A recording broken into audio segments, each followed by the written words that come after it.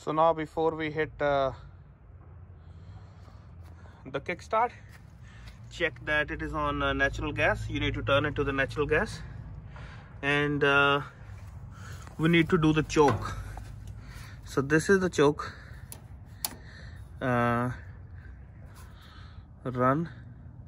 start. So it is on the start side. Now let's kick it in. So you kick it by pressing here.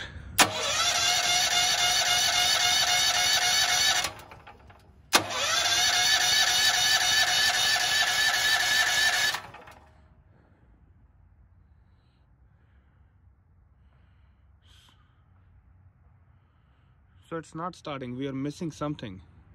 What it could be? So let's check everything again. So we have LPG to LPG. We have turned from here to the natural gas, and we have the choke to start. So in the beginning we have to keep it to start. Now let's try again.